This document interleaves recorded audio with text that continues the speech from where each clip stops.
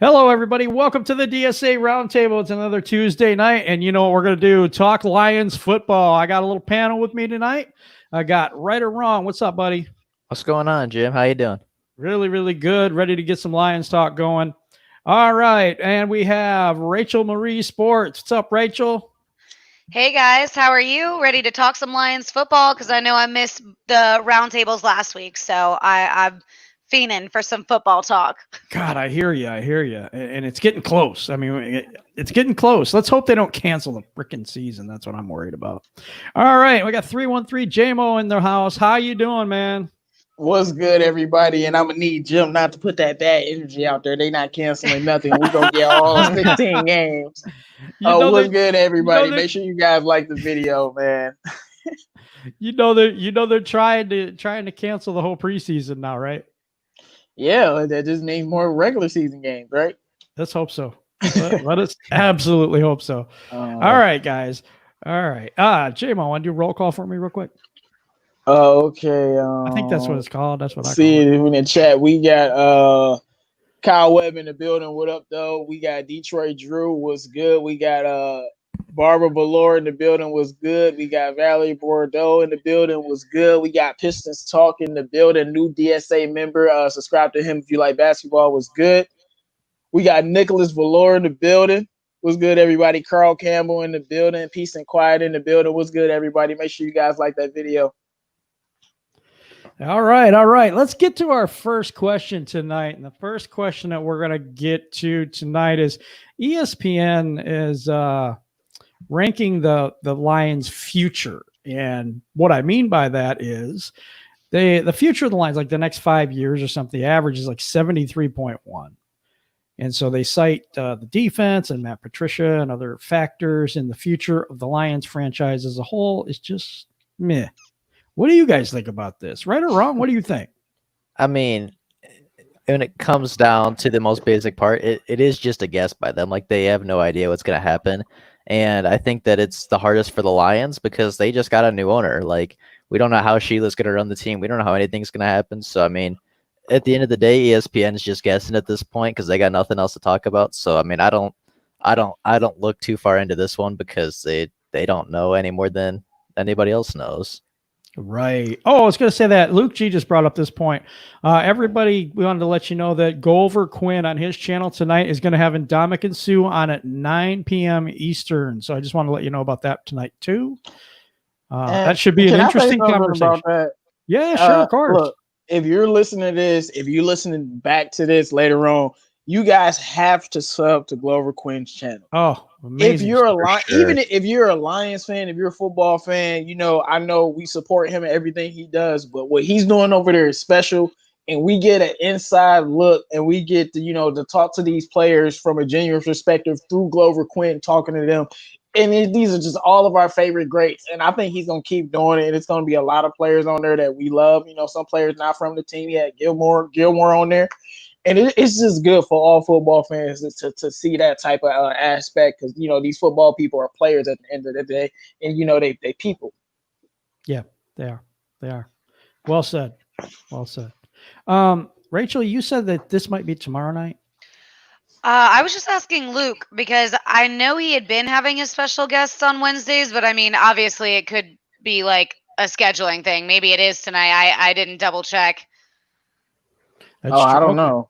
Yeah, I don't either. Somebody in the chat, can you check that for us that it's on tonight or tomorrow night at 9? And that's Glover Quinn interviewing Ndamukong Suh, former Lions defensive tackle. Okay, so I'm going to get to right or wrong. Did you answer the first question? Because we kind of got into yep, I answered it. So I'm going to go to JMO. ESPN thinks that it's a 73.1 rating for the next few years, the future of the Lions. What do you think? So wait, for the next 5 years? Yeah, something like that. Like the future looks only average. No, I'm saying the exact rating was like 73 and the average is 75 is what you're saying? Yeah. So I was looking at something that was completely related to this and I did want to bring it up. So I'm glad that you had this question.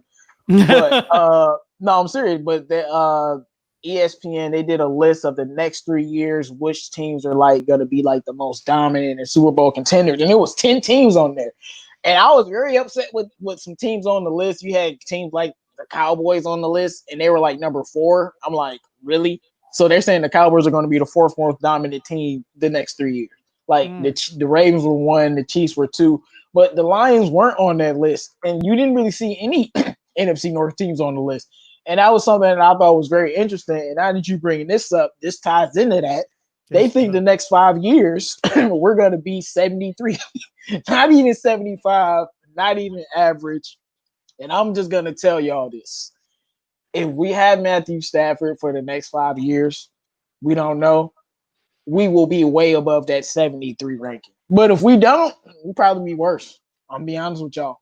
I know y'all don't like to hear it, but it's honesty, because I think if Stafford somehow survives this trash regime, got to get blamed for the regime. But if he survives this regime, then the new coach, I'm assuming, is going to be better, and maybe he'll finally get it together. But regardless of that, I think the team can be very competitive over the next few years. And I'm just looking at a guy like Jim Caldwell, who was, to me, an average football coach, and he was able to get the most out of an average football team to take us to above average. And if a coach we get is at least better than him, I can see us having success over the next 5 years if Stafford is here. If we're talking 1 or 2, then maybe it'll be a little bit different. But if we're talking about 5 years and Stafford's still on the team with Kenny Galladay and TJ Hawkinson, and really, I think we would be better than below average, because that's what they're saying. We're going to be below average the next 5 years. And if we got our quarterback, I don't think that's going to happen at all.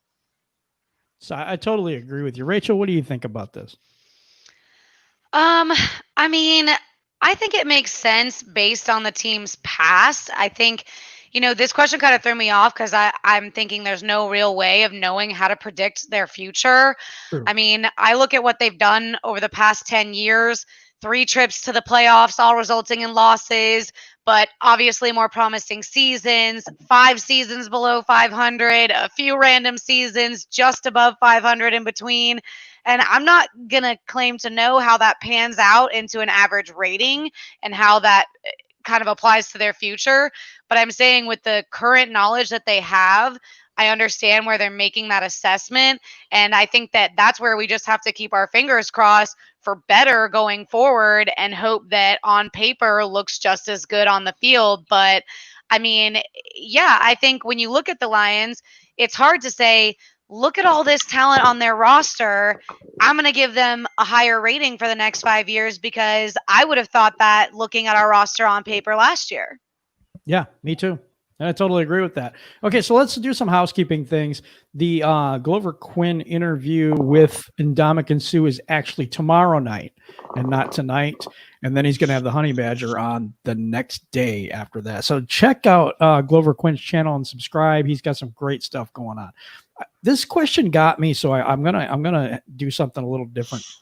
I have one question. If the season is canceled, what do they do about the draft? Do we keep the 3rd pick or what? And my thought on this is they're probably going to hold a lottery, and the Lions will, for the first time ever, will have the 32nd pick. But that's just my opinion. That would definitely happen. Okay, I know this is kind of just we don't usually do this, but it was a good question. I wonder what you guys think. What do you think, Rachel? Man, I have no idea. What do you do if an NFL season is canceled about your draft picks? I mean, I don't know. I mean, so your assumption would be that, like, if we didn't keep the 3rd pick, they would randomly rearrange the picks, and then we would have to repick again, or I mean, what's the? Yeah, and if college doesn't have a season, that's difficult too, because how do you scout people that didn't play? Yeah, I was about to say, if they cancel the NFL season, we have to cancel the draft too, because if there's no NFL season, there's not going to be a college football season, and you're not just going to draft people off what they did 2 years ago. It would be so right. You would think that they would just keep this year's pick. Yeah. Right. Yeah, they'll keep this year's pick, and they'll wait until the next season is, and then they'll have the draft then, and you got to wait till the college football season. Like if the college football season somehow ends up going to NFL season and somehow canceled, which would be extremely that wouldn't unusual. Yeah. But if it kept going, then maybe you could draft those players, but that's not going to happen.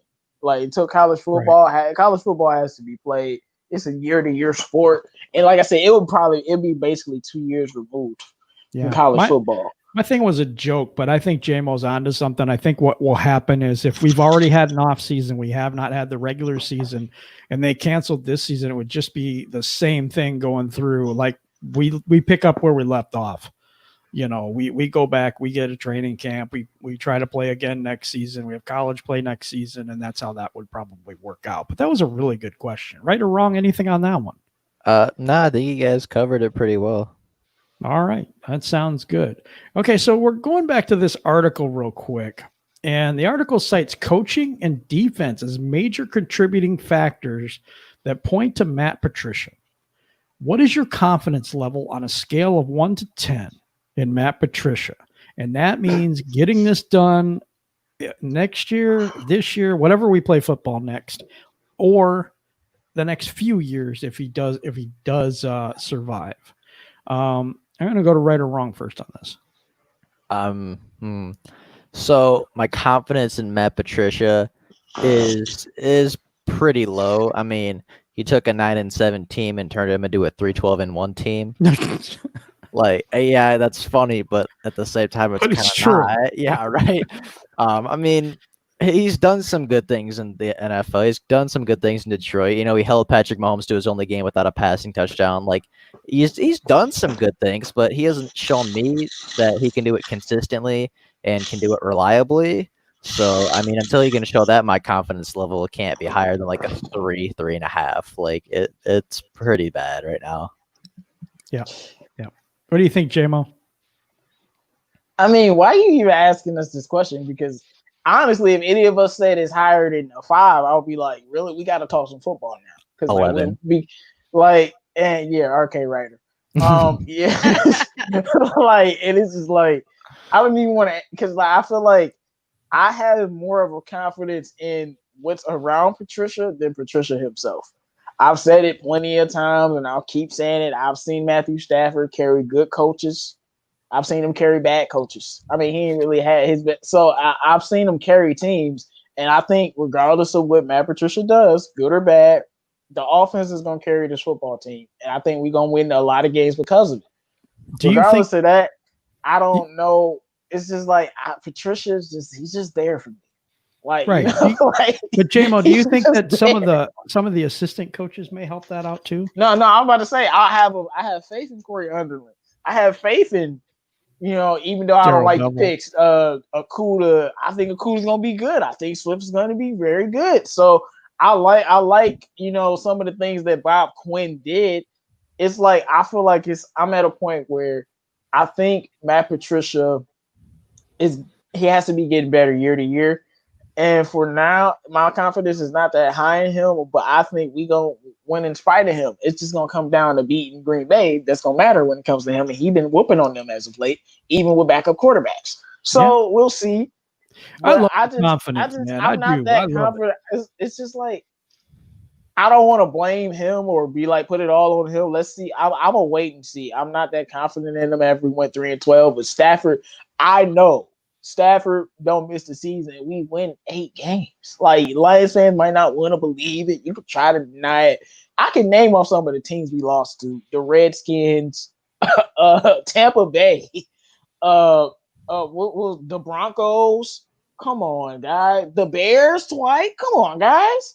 And we scored 27 on the Cowboys. Like, it's just like we win games, so we can talk about his bad record but if he had a healthy Matthew Stafford, he probably would have something close to a 500 record. So I'm just hoping he gets better, but my confidence isn't that high. It can't be. Like, we haven't won games. Yeah, I totally agree with you, man. I really do. So, how do you feel, Rachel's 1 to 10? I don't think we've done 1 to 10 with anybody yet. So, Right or wrong gave a grade. I think I said like a 4 or something. I said he Said can't a say 4. above a 5. Okay. All right, Rachel, what do you think about this? And mind you, this is ESPN, not me. Okay, guys, come on now.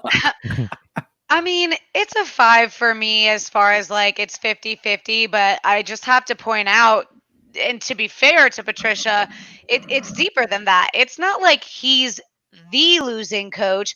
He's just another losing coach here. And Mm, we'll have to see how that pans out this coming season. As far as what he's doing with his defense and whatnot, obviously we're tired of seeing them rush three and not blitz very much and those types of things. I mean, if we were speaking purely defensively after last year, I'm honestly surprised that the average they're saying for the future isn't lower, all things said and done. But as far as that points to him, I'm still interested in seeing his vision, his vision for this roster and like we've said many times on this show, if he's got his pieces, I'm still interested to see that. But it's really a 5 for me because it's 50-50. Like I said, it's not like he's the only losing coach that's been around in Detroit. it's pretty much Yeah, a and 5 for Rachel, me. Oh, go ahead. I was gonna say I'm glad you said that about his vision because that's the only thing I can believe in. Only thing I can believe in is maybe his philosophy works and what's around him is so good. How could you screw this up? I know the defense is one thing, but the rest of the team should be pretty good. I mean, we upgraded our special teams and we was a top 10 special teams unit, so we should be okay.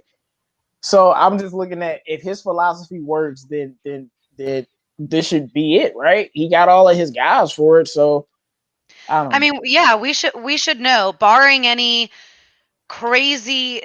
another back-to-back or a back-to-back like crazy season full of that many injuries, if he goes 4-12 this next year, then I think we feel a lot safer saying that his vision is, you know what, but I think that sometimes it takes a little bit of time to get the pieces together so that you can actually put your philosophy into play. That makes sense. For me, it's a 5, and it's weird because it's there's people in the NFL. I have a guy that I interviewed on one of my shows, and he had talked to Dick Vermeil, and on that show, coach said, give Patricia some time. He knows what he's doing. He's a good coach. He's just going to need some time to get this whole thing turned around.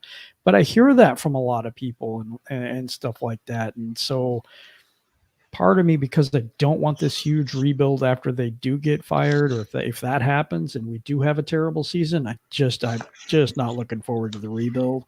And especially on defense, the defense would have to be almost completely rebuilt. The offense wouldn't have to be, but the defense would. So, Jim, yeah. and that's what pisses me off, what you just said. They say he needs more time. If you told me Matt Patricia needed 5 years to build a great playoff contender, I'm all for it. Yep. But not here. 9-7 was not good enough. He wasn't brought here to build a football team. He was brought here to elevate a team that was already 9-7 every year on average. Literally 11-5, 7-9, 9-7, 9-7. That's literally 9-7. You were supposed to make us better than that. So, okay, if Patricia needs all this time, I'm perfectly fine with that. If this mandate, if you told me we bringing Patricia here to just build a whole new culture, just change everything, it's gonna take a while. I would have been like, I'm pissed. But okay, I know your agenda. But Patricia was not brought here to get 4 years to finally figure it out. He was brought here to turn us into a playoff contender, Super Bowl contender. That's what he was brought here for. Or am I wrong? No, I think you're right. And I think this is the worst place to try to change a culture. And it seems like every regime comes in and says, oh, we got to change the culture and all this stuff. But I get your point. Not bad. It was the best culture we had since Barry Sanders, if you want to be honest. Let's be real. Yeah. That 11-5 team is the most winning team since Barry Sanders' team. Yep. So we had the most success we've ever had. Jim Caldwell was literally the most winning coach ever. So you didn't need to come here and overhaul the culture. You need to come here and elevate. Come here, put Jim Caldwell didn't have that fire. Come here and put some fire in some of these guys, like a Mike Vrabel or even a Mike Zimmer. That's what you needed to do, and that's what you were brought here for. If they told us Patricia was brought here to build us into a contender, cool. But he was brought here because he was supposed to be better than Caldwell. If that's the case, I would have said give Caldwell 8 years. Let's see what he did. Yeah, exactly. Like for real. Yeah, but he was brought in. He was brought in for that very thing, though, because he was brought in to get us over the hump. I get that, but it ain't that anymore. But Luke came in. I'm sure Luke is chomping at the bit. So go ahead, bro. Listen. I can't even be on long because I'm supposed to be, putting time with the family. But the wife was like, "I know you want to say something." And I'm like, "It's just killing me inside. It's killing me." Listen. I'm not going to say that anybody who believes that he was brought in to do this whole cultural rebuild, I get all that. My thing is this. If you were bringing somebody in to do a complete cultural rebuild, why did it have to be an unproven head coach and a slightly even more unproven defensive coordinator to be the one to change that culture? Why couldn't you give the keys to somebody else who has been established in the college ranks as a head coach to rebuild that culture? Why does it have to be Patricia? It could have been any head coach to rebuild this culture. It didn't have to be him. So, like J-Mo said, he was not brought here to rebuild a culture. He was brought here to elevate us past what Jim Caldwell had already laid down. He has failed at that.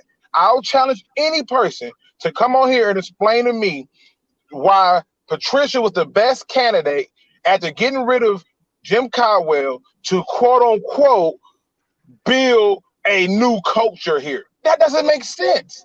It doesn't. Mm-hmm. Patricia hired his buddy, man, and I just put it in the chat, Luther, what you're alluding to. Like, I know Vrabel got picked up. I'm like, if we brought in Vrabel, I guarantee you we'd be a better football team, and he's not even the best candidate. Yep. So if you want to do that, just hire a better damn coach. Right. Like it's not like they are, like, oh well, we needed such a culture change. That's the problem. Like winning and not winning is the problem. That's the thing. You needed to find a way to win. If that was a part of the culture change to happen, he still fails in that department because you're still not winning. In fact, you got worse. You regressed. There's no way that a person can make me believe that he was brought in to change the culture. We could have got anybody to do that. It didn't have to be him. It was so many other candidates that we could have made a head coach, from the college rankings to already NFL to, anybody to change the culture. I don't think, what is Patricia shown in his career that will warrant the belief that he can change the culture? This is a myth. This is about as big of a myth as it was that Judy Winslow went up the stairs and never came down. It's just not true. It's just not true. This is not how it worked. He was brought here to lift us up, and he has failed us. Y'all got me in the car with the family over here pulling hair out, and I ain't got much of it, trying not to say nothing. But the obvious point to be taken here is he was never, ever brought here to do a rebuild. And if he was, then I'm telling you, yep, then Quinn should be fired. Because who rebuilt a 9-17? The Lions, apparently. No, hey, look, I was just about to say that. And if that's the case, then Bob Quinn gonna have to go. And I love Bob Quinn, but if that's the case, it seemed like you just hired your boy and you tried to dress it up, and now you got egg on your face. But if that's the case, you got to go too. Steve-O makes a good point in the comments. He said, I think Bob Quinn regrets saying that, but the roster was average at best. So usually you've got to be bad before you're good. And I think he kind of might have put his foot in his mouth, because now we're all like, you said it. You said it. Well, yeah, but I don't know. Wait, let's be honest. 2 years in a row. But hold on, let's be honest. Even if he didn't say that, let's just say hypothetically, he did not say that. Let's say the roster was average at best, which I would be in agreement with Steve-O. I would. But let's say all that is true, right? You mean to tell me that you managed 9 wins in 2 seasons on your rebuild? It didn't take Sean McVay with a subpar roster to revamp it. It didn't take Matt Nagy with a subpar roster to revamp it. I can go through all the teams in the division who had subpar talent and had unknown people come in. The Packers were not good enough to win 13 games. They was not that good, but their head coach understood something. Let me do my best to elevate them. Our head coach has not done that. He still had quarterbacks who was the third string quarterback throwing the ball 40 times. Why? There was no plan to the strength. I can understand if Bob Quinn regrets saying that. Well, Bob Quinn there's a lot of things Bob Quinn can regret. He can regret Tease Tabar. He can regret taking a long snapper. He can regret cutting players. But setting a standard should never have a regret. The truth is, your homeboy that you signed did not meet the standard. He just didn't. He was brought here to elevate. And what we got in return was not elevation. It was more decline, more turmoil, and more confusion. And then you double down on it by somehow going to ownership, explaining that, because Stafford was out this wide and we were in this many games. I don't want to hear it. The worst part of this team last year, and I'll challenge anybody who want to debate me on this, anybody who want to argue against this, be prepared to take the L. The worst part of this team by far last year was the defense. Yes. And our head coach is a defensive-minded coach. Yep. Yeah. This is not acceptable, people. Listen, I'm going back to listening because my blood pressure already up. I just don't understand why we keep like, you don't have to. Nobody makes excuses for Bill Belichick. Why we keep doing this to ourselves? Yeah, I just feel like the excuses we made for Patricia, we never made for Caldwell, because we used to ridicule Caldwell his entire tenure for not having a running game and being the offensive coach. Facts. And Patricia gets a pass. But you know why we gave Caldwell a pass? You want to know, folks?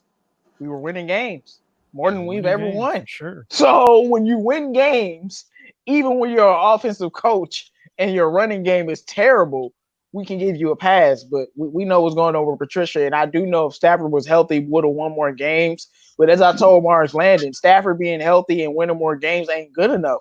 We were supposed to be winning divisions. And like I said, we could have kept Caldwell. And y'all know it's on. I did not like Caldwell at all. But if you want to do it, just keep him. Like, what? Listen. Just hold on and see. Like, just keep Caldwell if that's what y'all want to do. That's just the way I feel about it. Listen, let's be honest. Coach Boone Remember the Titans around faster than this. Okay, I know it's a damn movie, but it's a movie based on a true story. Let's go to some more weird movies. Go to the Little Giants.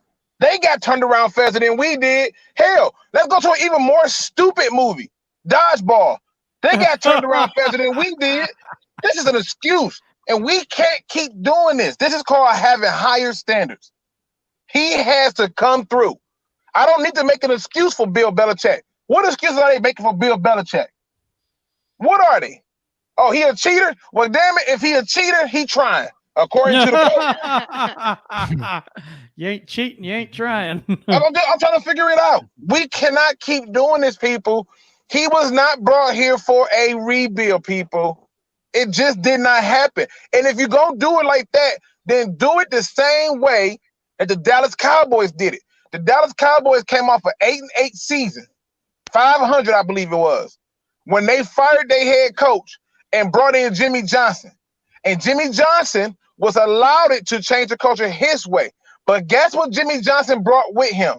He brought with him a loft of experience as a head coach already in the college rankings, and he already had a ton of recruits who he flat out said, hey, you do this and this and this, I'm going to put you in the NFL. And what happened? He went and got them same recruits to come on his team. He was a hell of a talent evaluator.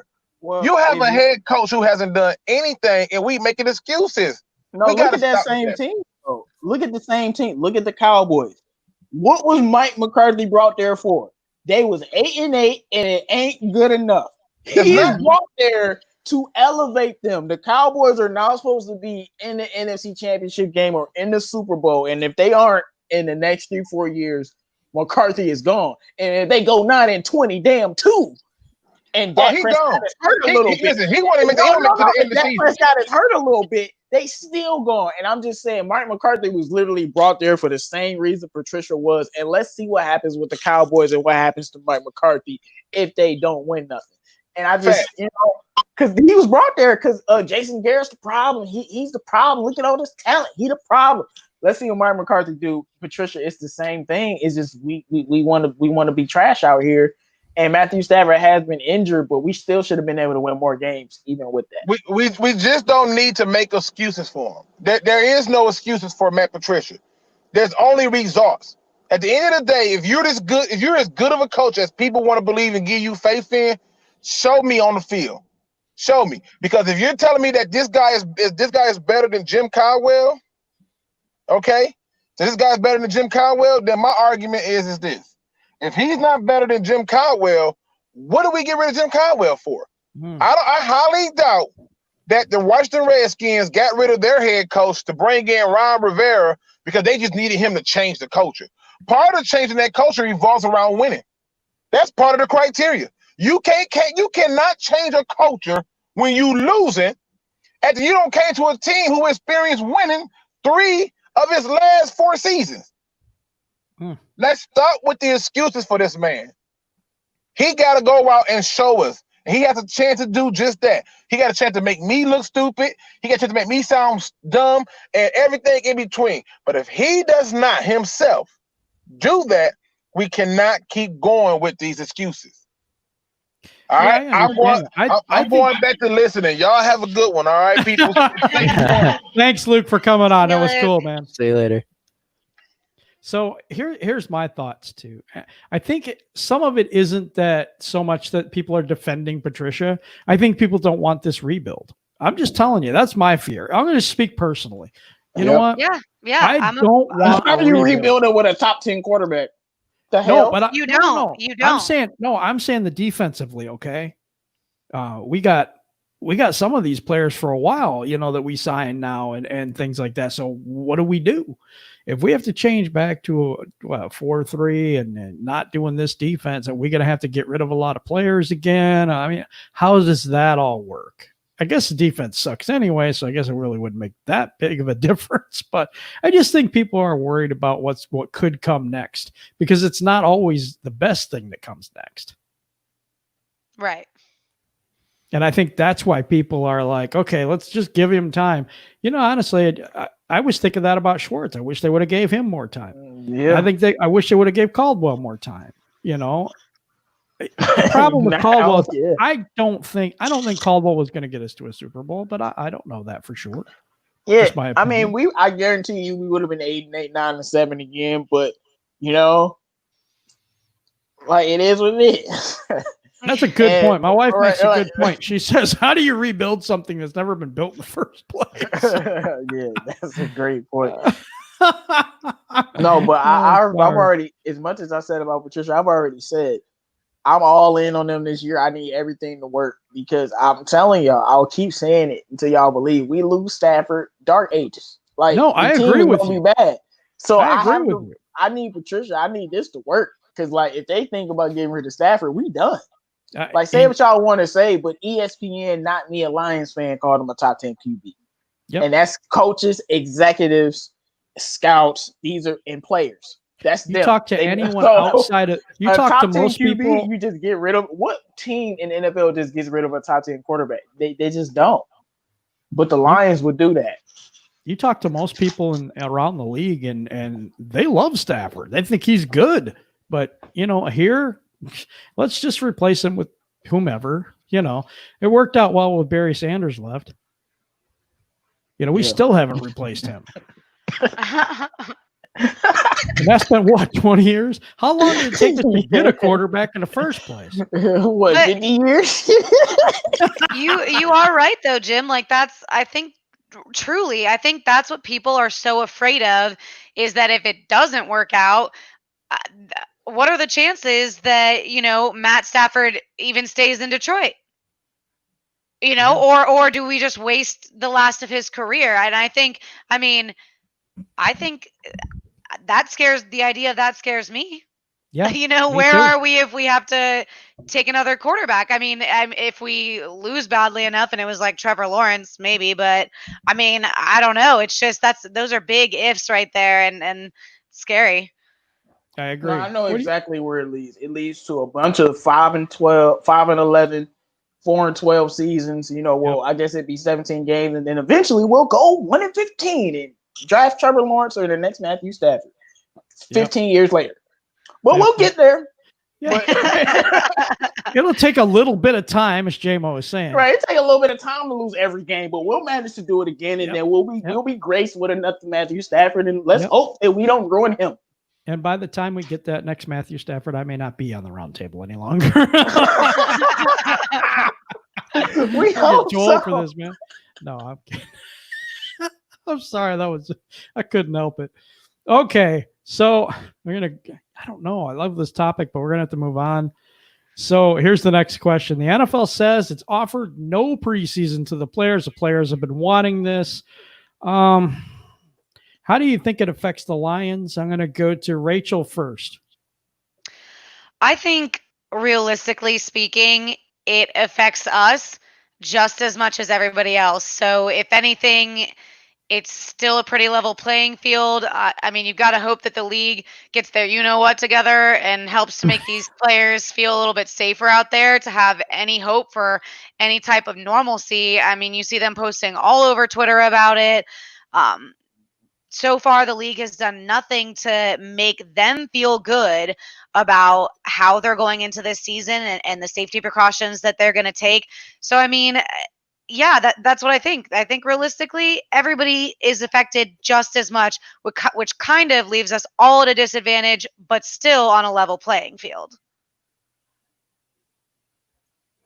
Yeah, I agree with you there. I just think, in my opinion on this question, I think it really hurts the Lions because how do you judge talent? I mean, how do you get a look at players that are on the bubble if you have no preseason to judge them? You know? Right. It usually takes at least 1 or 2 preseason games to kind of get the feel of, what your team kind of looks like. I think the preseason's actually valuable. I'm going to address this because I don't like it. I'm going to tell you right now, Mars Landing, what team do you really want to cheer for? Dude, I have been a Lions fan for 43 years. And I'm telling you right now, I root for my team. And if I don't like something about that team, I have every right to say it. So sorry about the rant. Anyway, moving on. If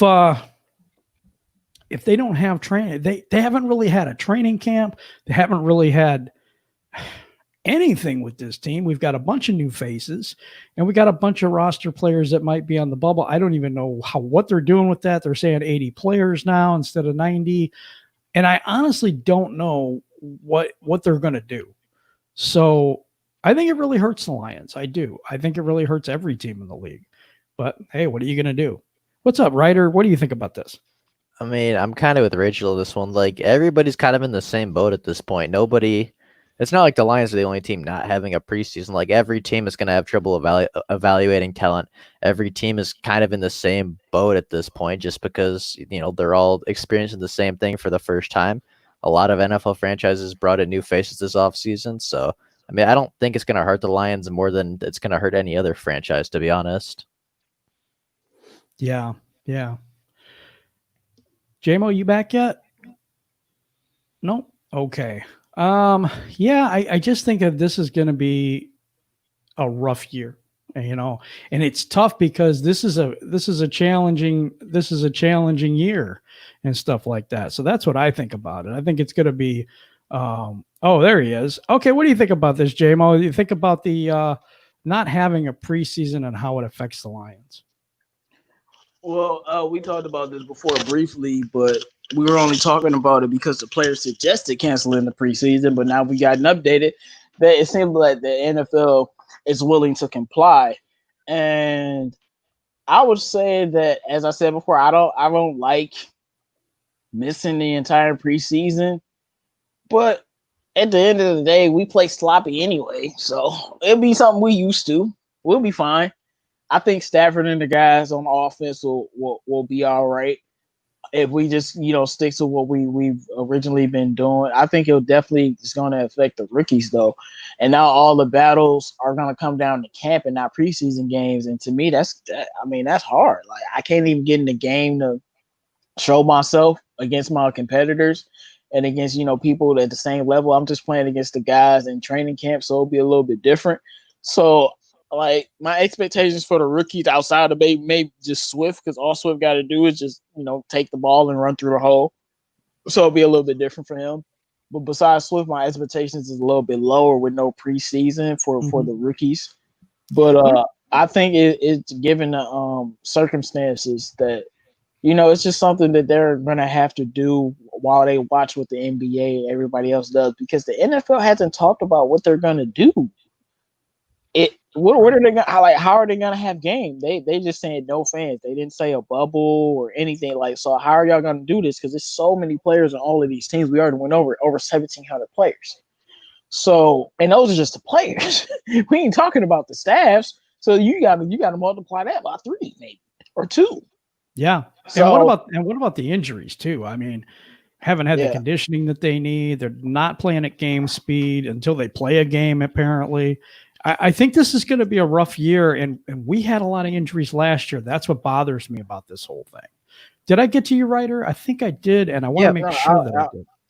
And I was going to say that, that scared me the most, the injuries, because even with the NBA, you see that they had to have a little mini preseason. Well, if people don't know, if you don't follow the NBA, they had to have a little season. That for the last 3 weeks, they've been practicing, and now they're about to have games, but these aren't even the real games yet. They're about to have scrimmage games. You got so you telling me it's no preseason, no nothing, no full contact, no nothing? You can't start a season like that. Like I said, even the NBA had to find a way. Y'all got to do joint practices with teams or something. If you don't have the preseason, there has to be some alternative for full contact, because I'm telling you, the injury rate, I guarantee you 30% of the players get injured in the first game. I know that's a big number, but I just see it happening. And I'm not just talking about our team. I'm talking about the entire league. People going to be getting hurt left and right, every position. And it's just going to be, a bloodbath. So they need to have they need some type of full contact to it still, because you can't not have a preseason with a sport like this. Yeah. Yeah, I totally agree, man. It is an unprecedented year. It really is. But it is the same for every team. I guess that makes it fair. I don't know. We just seem to suffer with a lot of injuries, and that does bother me about that. But this question, I'm going to go to J-Mo first, of course, because it's Kenny Galladay. So Kenny Galladay led the league in touchdowns. This is the first Lion to do this since 1952. Calvin Johnson had 16 touchdowns in 2011, and that year it was Gronk that had 17. So do you think if we have a full season that Kenny Galladay can break that record of Calvin Johnson of 16 touchdowns? No, I don't. But it's only because the talent around Kenny Galladay is just too much for him to have 16 touchdowns. If Calvin Johnson was on this team, he would not have 16 touchdowns. And that's no offense to Calvin. It's just, if we use our talent to the best of their abilities, how could he have 16 touchdowns? How could any player have 16? I have a dream of TJ Hawkinson having 1,300 yards and breaking Gronk's record. But Gronk did that. I think the year that he did that, the Patriots didn't have Randy Moss. I don't know. I can't remember. But it wasn't nothing on the Patriots. He was only throwing to Gronk. You see what I'm getting at? Same thing with Randy Moss. Like Brady was only throwing to Randy Moss. And on this team, it's just too much. You got Marvin Jones, you got Amendola, you got our running backs, you got our tight ends. Like, it's just too much for him to get that many touchdowns. Like, it would have to be some injuries or something like that, because when Calvin did that, it was like in 2012, I think. And we were I thought 2011. I thought 2012 was the year he broke this. Wait, was it 2011 or 2012? I believe it was 2011. 2011, Savard threw for 5,000. I don't know if Calvin had it that year. But I still don't think – I just think it's too much talent around Kenny Galladay for him to do that. Now, if it wasn't, then I still don't – I don't know. 16 touchdowns is inhuman.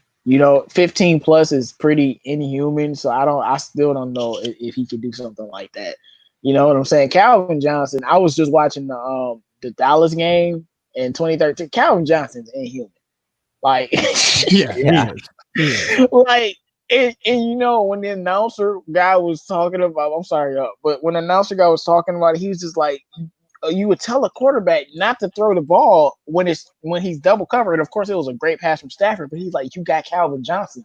It doesn't matter. You just throw the ball. Could you imagine just throwing the ball to Kenny Golladay in double coverage? Like, what are you doing? Like, but with Calvin Johnson, it's just the ultimate. Like, you can throw it no matter what. Yeah. You know, So I'm gonna I say just don't something. think Just a second, Kenny I get gotta enough say targets. something, dude. You have a problem with me. You talk about my wife, man. You can go to hell. I'm dead serious. I'm not putting up with it. You want to talk football? We'll talk football, but you don't talk about my wife or anything like that. I am pissed right now. Just freaking pissed. So I'm out for tonight, guys. That's it. I'm done.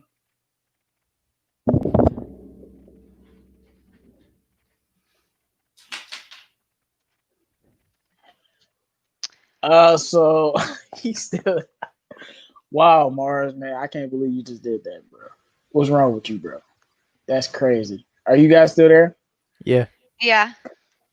All right. That was crazy, but we gonna still keep it going. Rachel, did you answer the question? No. We were talking about Kenny Golladay and breaking And Calvin Johnson's 16 yes. touchdowns. Okay. Yeah, it's going to be a no from me too. I just think with as many offensive weapons as we're set to have this season, it's not that I feel like he's incapable of breaking the record talent-wise. I just think that the ball is going to be spread out so much, and that's Bevel's, style as an offensive coordinator to spread the ball around like that, that it's going to be hard for him to see that many targets in the red zone. And we got to remember that, like you said, JMO, Calvin did that while basically playing security blanket for Stafford. Like, throw it up and he'll get it. But right now in the state of this team, like that's not how we're using Kenny Golladay. We're not using him as a security blanket because we have a great receiving core. We're going to have running backs capable of catching the ball. So yeah, I don't see that happening this year. Yeah, and I'm trying to look up Kenny Galladay's Yeah. stats right now because I'm looking at it now and I'm trying to see his maximum amount of targets. Yeah, 119 targets is Kenny Galladay's max, and Calvin Johnson had 158 targets that year and 204 the next year. And like he had 1,681 yards and 16 touchdowns. That's just inhuman. 100 yards a game. That's just inhuman. Like that's inhuman. Like that's the only word I have for something like that. And just Yeah. like, and he was the only person on the team. It was 2011. Like we didn't even have Nate Burleson, I don't think. Like 2011, who Titus Young? Like, like who else was on the team? Like, Yeah. and a couple of tight ends, but like, Ryder, did you get a chance to answer the question? No, I didn't. I mean, I don't think that it's possible because Stafford distributes the ball so well. And I think that was the biggest thing that he improved at when Calvin left is that he spreads the ball out. Like, I think Kenny Golladay had 65 receptions, Marvin Jones had like 62, and Amendola had 60. Like, they were all right there next to each other as far as receptions and targets. So, I mean, like our quarterbacks, especially Matthew Stafford, spread the ball out so much that I just don't think Kenny Golladay is gonna have enough chances to get 16 touchdowns. It's just I don't think it's possible. No, yeah, that's the same thing I was saying. He's not gonna have enough. Like, I mean, you got Hawkinson. I mean, we ain't even mentioned Mr. Milk Carton, but you got Hawkinson, Jesse James. I mean, Carryon and Swift are at least gonna get at least if this was a regular NFL season. We're assuming a regular season. They at least gonna get 8 touchdowns received together. Right. Like at least. That's just my personal opinion. They gonna get 4 apiece or 5-3, whatever. Like they gonna get some receiving touchdowns. Then you got Jason Huntley. Like, like you just got Jason Huntley's gonna get a few. Right, like, and then you have that Amendola. He's at least gonna get 4 or 5, and then you still have Marvin Jones. He's at least getting 8. It's just too many touchdowns to go around. And then Kenny G, he's gonna do what he's gonna do. I do think if he was healthy, if Stafford was healthy, Kenny gets like 13 or 14. Yeah, But I bet Marvin that Hall gets a extra, couple too. yeah, that extra, I just don't think he has it as a. It's just a lot of talent around him, and I mean that's a good thing, I guess. But it'll happen if we force feed him the ball. So But yeah. If we force feed him the ball, then of course it will happen. So, but I'm gonna see. I'm gonna do the next question. We're gonna move on to the next question. Make sure you guys like the video if you haven't already. Let's see. It says the disrespect continues with the Madden rating nonsense coming out. Why is it that Lions players get so much disrespect in the national media? Oh yeah, this is a good one. We could talk about this all day and all night. But I'm gonna start with you, Rachel. Why is it that we get so much disrespect in the national media? It seems, and Madden ratings are nothing short of the classic things that they do. Okay. So I feel like this is the way that it has to be broken down, because I think that despite individual players' talent levels, the fact that as a team as a whole, they can't get the job done absolutely has to affect each player's individual rating, because it wouldn't be realistic to place all of our higher level talents at 85 plus or 90 plus stats and then have the Lions as a whole be unrealistically better than they deserve to be as a team in the game, if that makes sense. Like, I feel like we've talked about it so many times. Like, on paper, we have people that put up some insane stats. We have players that are incredibly talented. But how that all comes together on the field is a big part of the lack of success that the Lions have. But how can you simulate that in the game if you give them their more realistic, like, talent levels as their ratings? Because then people are going to be like, this is not the 3-12-1 Lions. You cannot tell me that, like, I can be this good with the 3-12-1 Lions. Madden, you can do a lot of things, but if you say this is not the 3-12-1 Lions, and I tell you, no, yeah, it's Kenny Galladay. And like, he had 11 touchdowns. Like, did you forget? He like, oh, and then he gonna be like, or she, oh man, I forgot he had 11 touchdowns. I knew I should have put him on. That's how it's supposed to be. And Rachel, I just want to let you know, Queen of the Den, I appreciate you for trying to give Matt in the pass for that ridiculousness. But I just want to say Christian McCaffrey is rated like a 99, and I know he should be rated a 99, and that team isn't that good. Kenny Galladay, look, I'm mad about Stafford. I'm mad about everybody. But Kenny, I will not let Kenny Galladay go ever for any Madden ranking ever. I've never seen so much disrespect. You lead the league in touchdowns, have over 1,000 yards and 17 yards a catch, top 3 in yards over 20. How are you that? I just don't get it. And I appreciate you, Rachel, for trying to make sense of it. But even with the 3-12 Lions should have a Kenny Galladay with a much higher rating. Like Barry Sanders was probably always rated high, no matter what the team was doing. I mean, Calvin, like, in the older games, like the 2000, I don't know which seasons Calvin was in, like the 90s club, but I always used to play with the Lions, and I would do honestly what they were doing in real life. I would just throw it to Calvin, and he, like, caught it most of the time, and I felt like it was kind of I just felt like it was kind of a like cheat mode thing. But I'm just saying, if they're like, yeah, Kenny Galladay and Marvin Jones, like, they're these awesome contested catch receivers, and so we make that realistic in the game. I mean, and then it based on, like, what you're playing on, rookie, or those modes. I just feel like if it got too easy to win with the Lions, then people would be like, that's not realistic. Yeah, and if you think throwing in Calvin, you ain't seen Michael Vick or Lamar Jackson on the game. Now, I just saw something on Twitter today. This dude was literally ranting and spazzing because some dude had Lamar and he just like scrambled and he just threw this crazy pass like Lamar does, and the dude lost his mind. So like, it was so hilarious because Lamar is really that untouchable, and when Michael Vick on that game is probably the greatest player in the history of Madden. So, but Ryder, man, you got some thoughts on this? I mean, the rating was bad, but I think the thing that made me more mad was the fact that he didn't get any abilities. Like, they gave all these random wide receivers like special abilities and stuff in Madden, and Kenny Galladay didn't get anything. Well, I'm sure his spectacular. I mean, I remember last year's spectacular catch rating was a 90. It should still be a 90 something. It should be up there, yeah. Like That's it to me. That's his best ability. For sure. I don't know if you can rank that as an ability, but you can. Like Galladay, still, I'll never forget that pass on the sideline Thanksgiving against Minnesota. I don't know how he caught it, but he did. But okay. So do you think that? Why do you think the media constantly says this negative stuff about the Lions? Because they don't win. They're not winning. Fair You think it's just as games. simple as that? I mean, it's easy to pick on teams when they're not winning football games. Yeah, I think it is as Yeah, simple as that. but why ain't I hearing about the Browns or the Cincinnati Bengals? Well, the Browns won 6 games, and they're the most hyped team in the NFL. I was saying, hey, what about Cincinnati? I ain't hearing nothing about New York. Like, fair I'm enough. just saying, it seemed like we the only one. I ain't hearing nothing about New York. Like all of you. But as a Lions fan, you also look for that more than like how often do you look for Giants hate?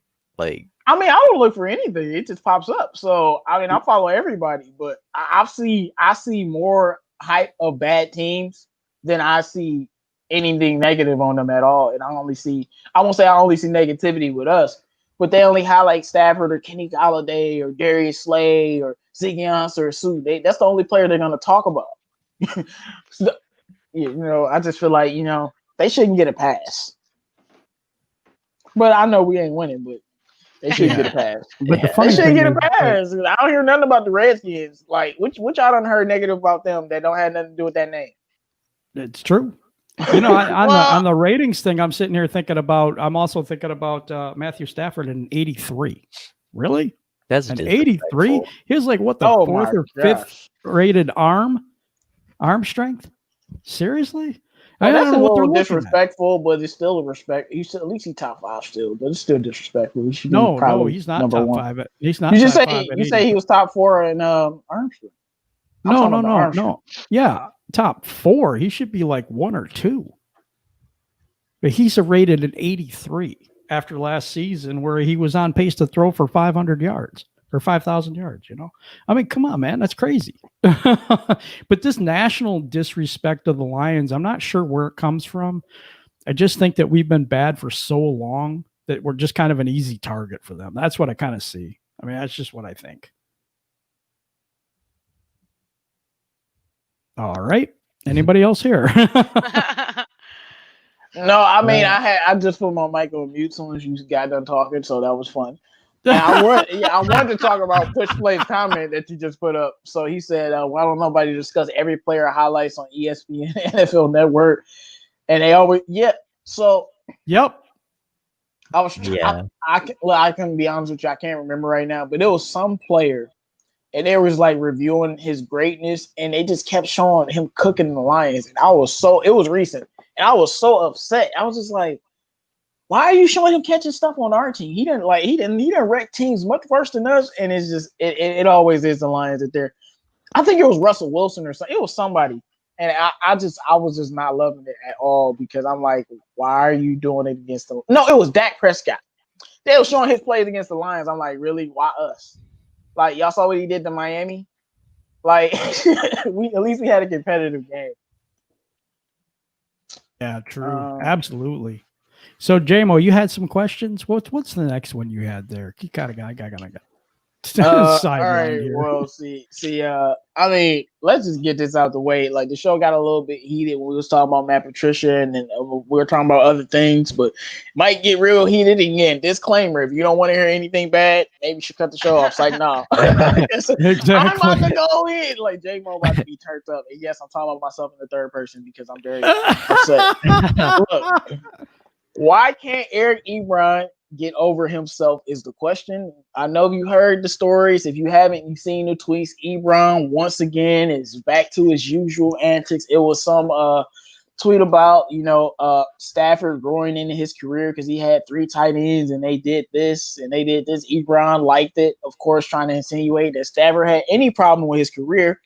When in reality, he threw 7 touchdowns to Tony Scheffler and 6 touchdowns to Joseph Fourier, and he only had 1 6-touchdown season.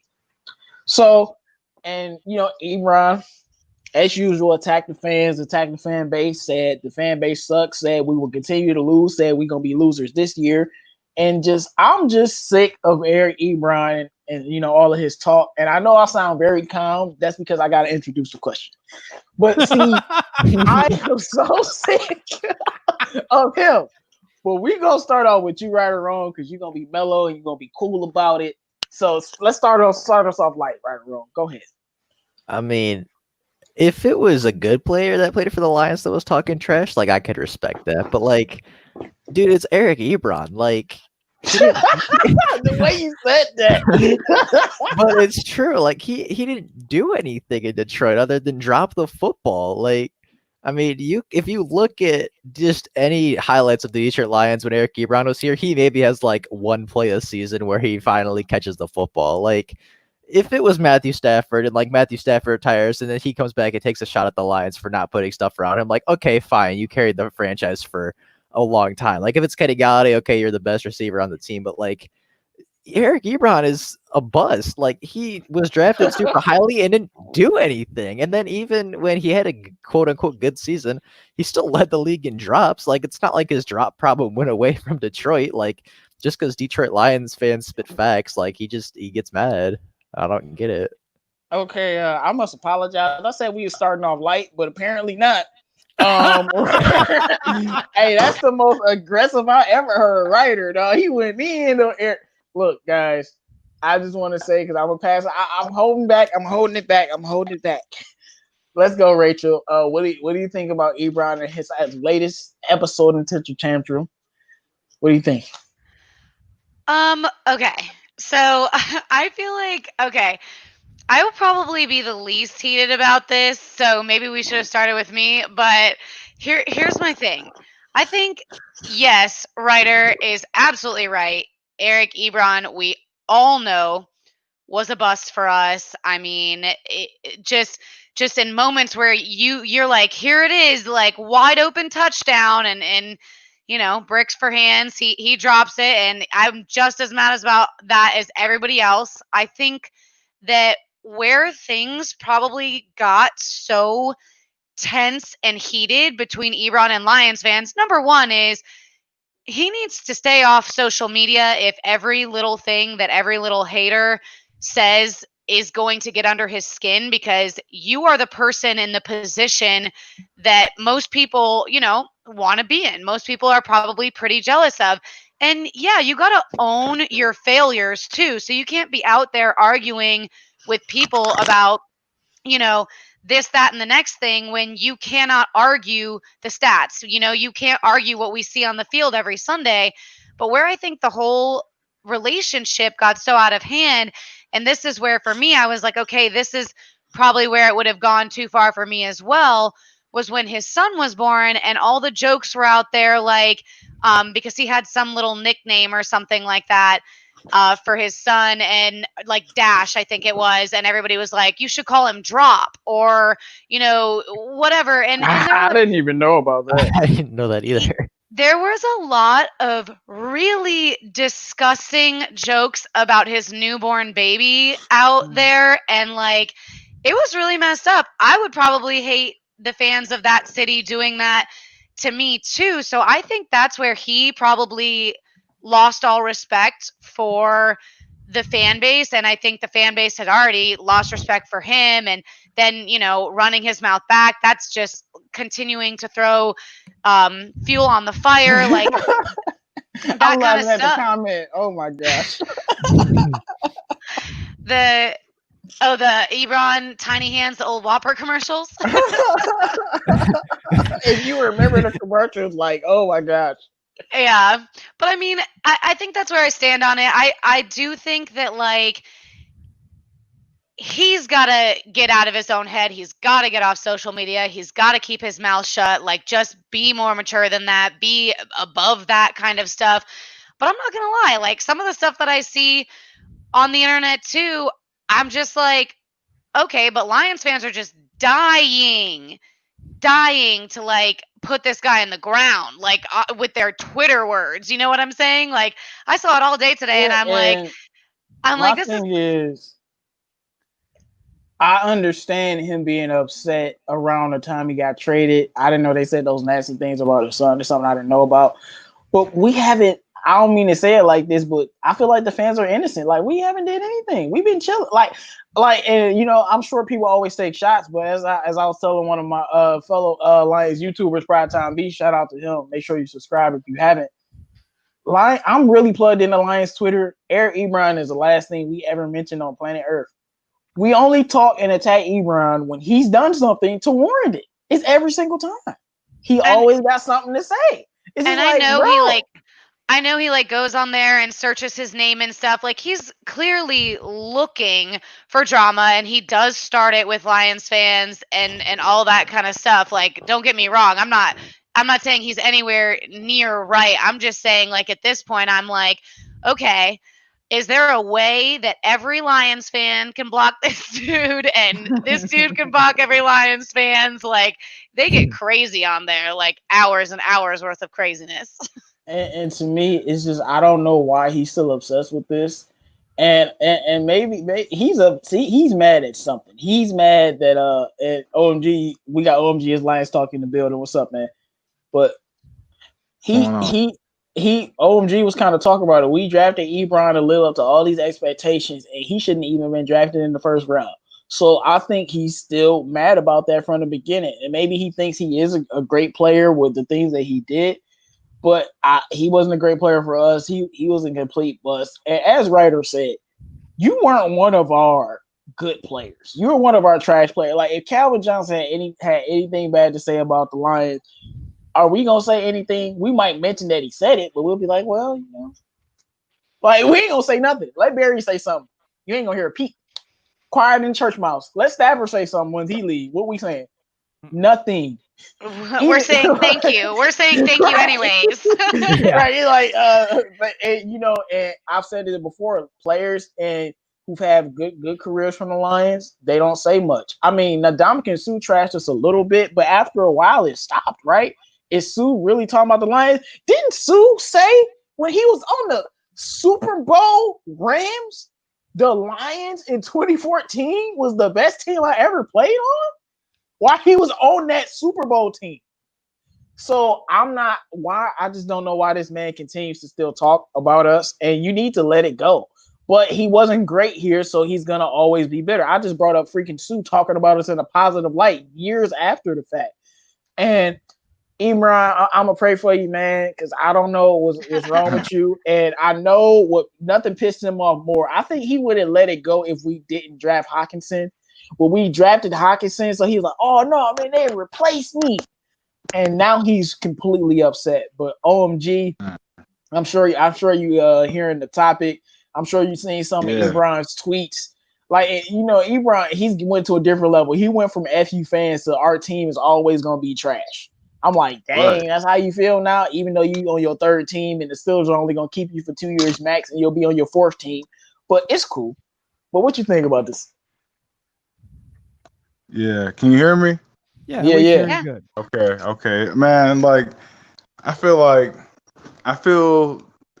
I'm on the Lions fan side, but I feel Ebron too, and I'm okay. The Lions fan side, we all like, bro, you drop way too many passes. Okay, like you're too emotional and you drop way too many passes. Ebron is, as you can see by how he is on Twitter, he's over emotional, right? He lets his emotions get in the way of the game, and that's childlike. You can't let your emotions of what people think about you and people saying affect your concentration in the game because you're a pro. You know what I'm saying? You can't do that in high school. You know what I'm saying? So you definitely can't do that in the pros. But the part where and that's his whole concentration. His whole thing is concentration. And as you can see by his little rants on Twitter, is he pays way too much attention to what everybody else is saying instead of focusing on his craft. Okay? But then you look at it on the flip side, why in the hell did we draft him number 10? Okay, like I was talking to you earlier about this, It's a J-Mo. reason he got fired. But James, OMG. I understand that, but then I know you're not gonna like this either, because we already discussed Hey, this earlier. man, look, you don't have to bring him into this, bro.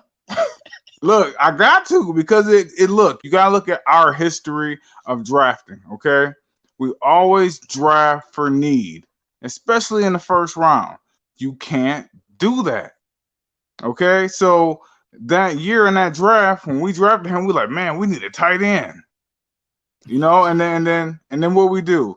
We go draft a tight end / receiver, and it backfired on us. You know what I'm saying? But then once he was free, right? Once he was free from the Lions and the media and everybody, and he got to Indianapolis, he could just play without anybody saying anything to him. He go to the Pro Bowl. Like fluke. That, you know what I'm saying? So it's fluke. It's his fault. I mean, you can't say being the second best tight end in the AFC is a fluke. I can when I've seen Andrew Luck throw double-digit tight ends to people much worse than Ebron. I've literally seen him do it. Right, but he was the second best tight end in the AFC, and you can't say that's a fluke season. That was only because I can. If he never does that again, ain't that the definition of a fluke? You can't do. You can't say nothing that good. No. Wait. Say, you know what? And he led the league in drops. He led the league in drops. I think he only had like a 50-some% catch percentage. I mean, it doesn't mean that he was better. It just means that he got thrown the ball. It doesn't mean the season wasn't good, but it's a fluke season. That's the fact. But I'm saying the reason why he was able to do that production is because people weren't talking about him like I said, he's a big baby. He pays too much attention to the stuff that people saying, and before they started saying stuff about him and he could play freely and nobody said nothing about him, he was able to do that. But then as soon as they started, oh man, he do got butterfingers, and then what happened? Fell apart because he listens too much to people. And I don't know. I don't know how a person getting paid that much money care about what everybody else saying. So you're saying it's kind of like a self-fulfilling prophecy. Like he listens to what everybody says, and I mean, because this is something that we talked about in like psychology classes and whatnot, that if you listen enough to what other people say you are, you unwittingly start becoming that. Exactly. I think Ebron's name would be in the picture right to that definition in y'all psychology books. I'm sorry to say. Because I'm serious. Let's think about some of Ebron's best games. It's always been the games where he has the lowest expectations. Like when we played the Vikings and beat them, who thought Ebron was going to do half of anything that day? Nobody was even talking. Like we weren't even bashing Ebron at that point in the season. It was early. We were good. Nobody was really coming at Ebron. We were just like, oh, Ebron. Then he has probably his best game as a Lion. So when the expectations are a little bit different, like in Indy, well, guess what happened the next year? Expectations got really high in Indy. I know they lost Luck, but it got really high, and Ebron didn't pan out as much. And we're going to see now he's going to the Steelers, and we're going to see what he does with those expectations. But I do think the Lions fans have been hard on him. So I understand all the hate while he was still on the team and right after he got traded. But years removed, like, this should be done. Like, why are you if you like a post that's anything negative towards this team, we going to come after you. So why would you do it? And like, I'm almost concerned for him. Like, why are you concerned with it? Like, you shouldn't care. You had 13 TDs. Why you care about the Lions, bro? Like, because he's so obsessed. He's so obsessed. He's that bitter ex. Yeah, man. I'm telling you, when we drafted, I bet you if we didn't draft TJ, he probably would let it go. Of course, there's no way to quantify that. But when we drafted TJ and he saw that first game, I bet you he was pulling his hair out like, no, they didn't. Right. Yeah.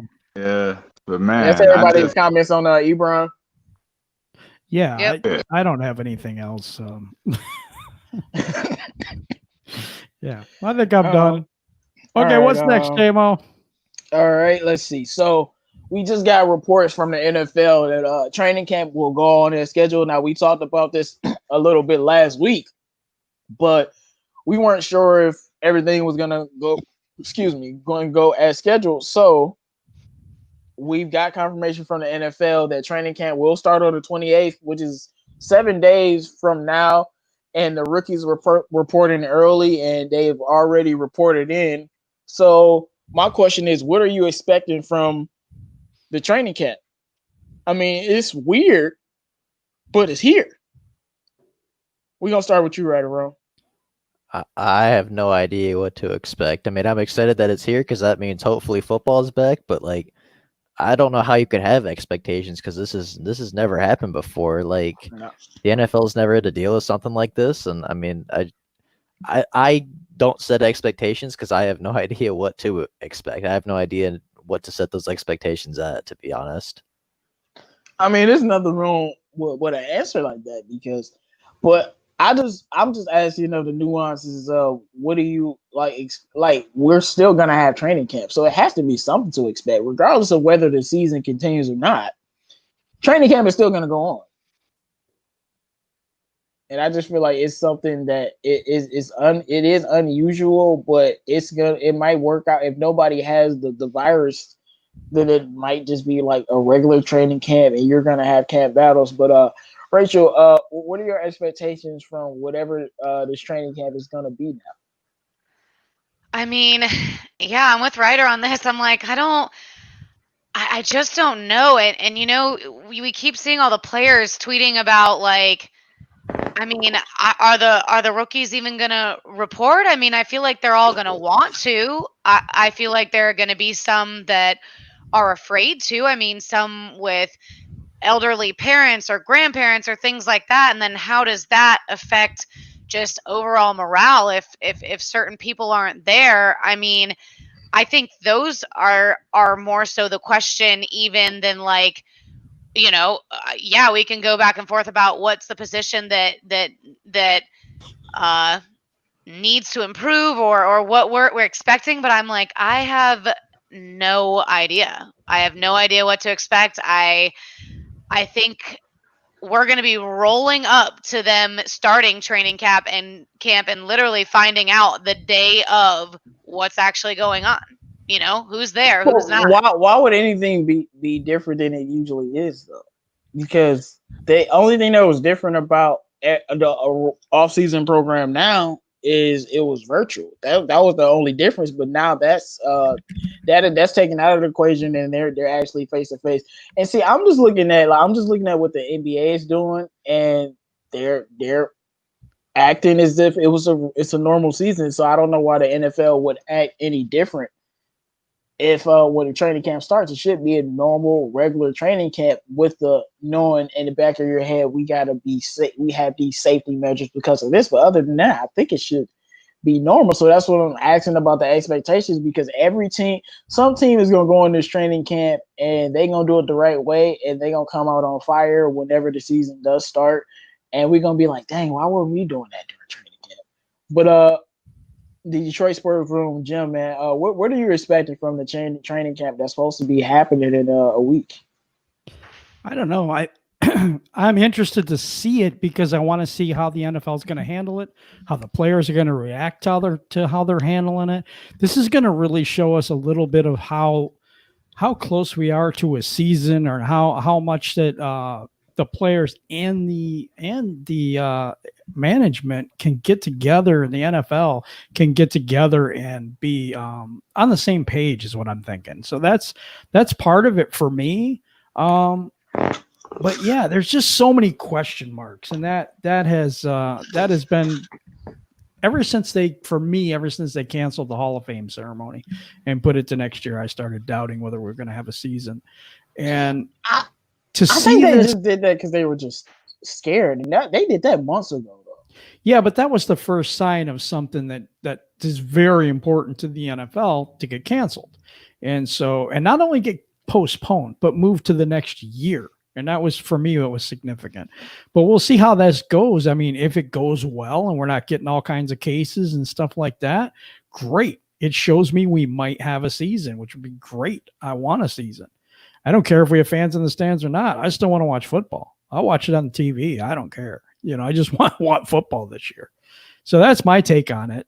I think that like I said, we'll see what happens during this time period in the training camp and as we're ramping up to a regular season, what happens between the players and the NFL, and also how many cases are confirmed out of these camps. So those are the two things that I think we really need to watch out for.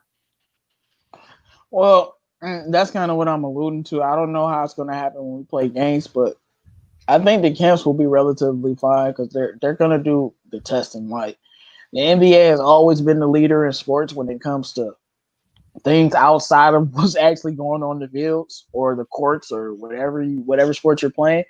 And I think they're doing it the right way. In the NFL, they're going to take a page out of their book. I think each training camp is going to be a mini bubble. Now, I can't say about the players traveling to and from home. I don't know how that's going to work, but I think it'd be more fun than people really think, because now that we know a lot of more stuff and we have more information, things have changed. And like I was saying, I think the Hall of Fame game cancellation is only because we were in panic mode. And I think the NFL just did that and they were panicky, because usually the Hall of Fame game is in August. We're not even there yet. And I just feel like if they would have let a training camp continue, they might have did the Hall of Fame game if they had preseason games. But I think it's the only reason it's canceled because the preseason is canceled. But I would wonder why the players want to cancel the preseason, knowing it's going to affect their play. But anyway, so this is one question that I do think matters when it comes to training camp. I know it's so weird that training camp is literally right around the corner, but it's happening, and we're gonna have a season, and it's important.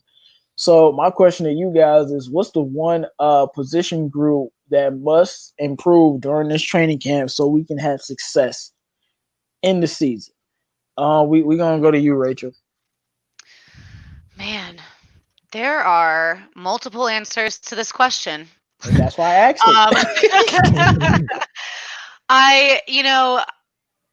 I'm going to pick one group and then one just general thing, no matter where it comes from, but it's got to be pass rush and our corners.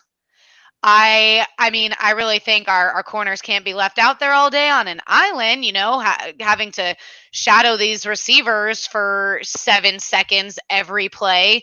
And that comes from having a pass rush. I don't really care where that comes from, but give us a pass rush. Like, we've got to be closing the pocket.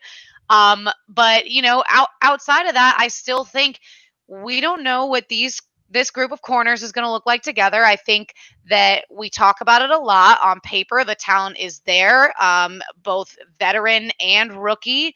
But yeah, I think in training camp, those corners really, they kind of need to progress a little bit faster than new corners to a team. You know what I mean?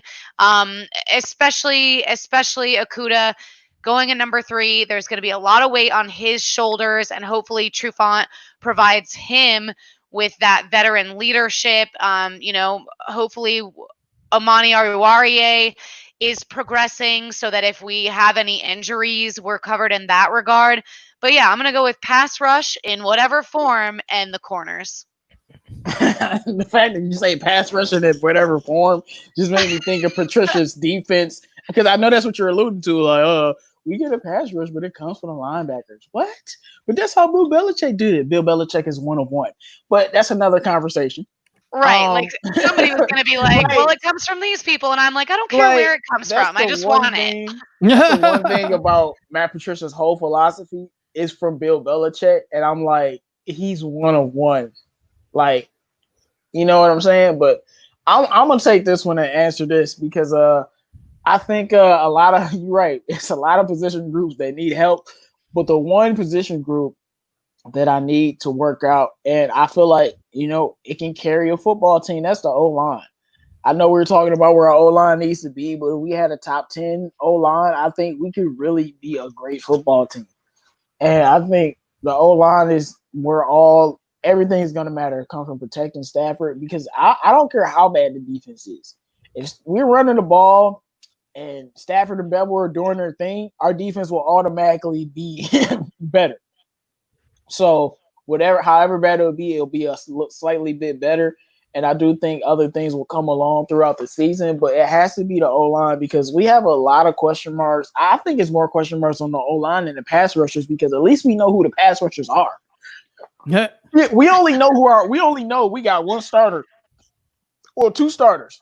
Decker and Frank Radnow. Everybody else we just assume, well, Big V's gonna be here or he's gonna be there. Jonah's gonna be here. Joe Dahl. What about the guy that I won't mention?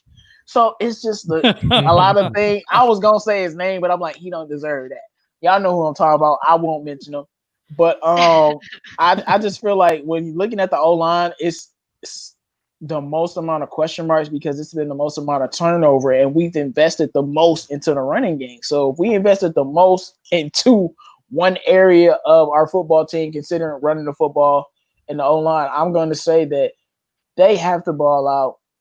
And I feel like offensive line is a little bit different, and you're not going to be able to adapt until you get out on the field. But maybe they can get some continuity going. But Ryder, man, what do you think about this? I mean, I was gonna go with what Rachel said, the pass rush, because I mean, if you get pass rush, then your corners are gonna look better, your safeties are gonna look better, like your whole defense is gonna look better if you get pressure on the quarterback. But just to be different, switch it up. I'll say I think the running backs have to prove themselves because, like, kind of like the secondary, like on paper it looks good. On paper, you got DeAndre Swift, who should have been a first round pick. You have Kerryon Johnson, who's a very talented running back, but like. Kerryon hasn't been able to stay healthy. We haven't seen DeAndre Swift in the league yet.